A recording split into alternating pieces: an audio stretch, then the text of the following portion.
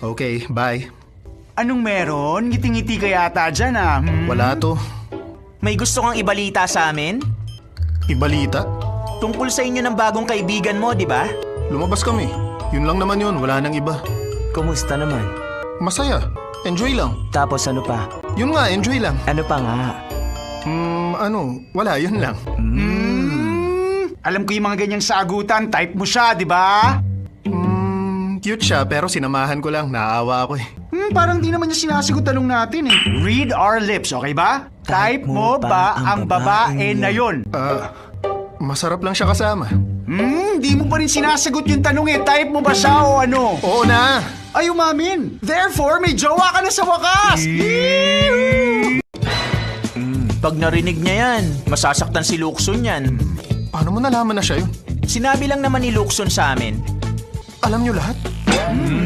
Lang yan. Alam na pala, nagtanong pa. Siyempre. Oh, saan ka punta? Masama pakiramdam ko.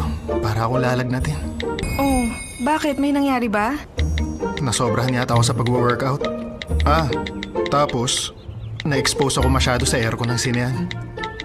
Uminom ka na ba ng gamot? Huwag mong kakalimutan. Magbanlaw ka ng mainit na tubig, okay? Naiintindihan ko na ngayon ang feeling ng isang natuyong halaman na biglang nadiligan. Tulad ng sabi ng mga hardinero, iba pag may nag-aalaga.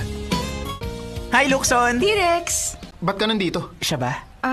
Diba, sabi mo may sakit ka? Pinagluto kita ng congee. Huwag mong sasaktan ng friend ko, ha? Alagaan mo siya, ha? Ba't di ka nagpapahinga? May sakit ka, diba? Nakatulog na ako pero nainip ako kaya naglalakad-lakad lang. Sa susunod, huwag ka nang magpaganda. Bakit wag na? Ayoko lang na maganda ka. Nababaliw ka ba? May lalaki bang ayaw sa maganda? Ayokong maganda ka. Sandali, dapat ba ako matuwa dyan o hindi? Siyempre gusto kong matuwa ka. Gusto kita sa kung ano ka talaga. Baliw, loko ka. Ngayon na ako ang pumipili ng halamang palalaguin ko. Hindi importante sa akin kung may maganda siyang bulaklak o wala. Ang mahalaga sa akin, yung gumanda siya sa pangangalaga ko. Yan ang kasabihan ng mga hardinero.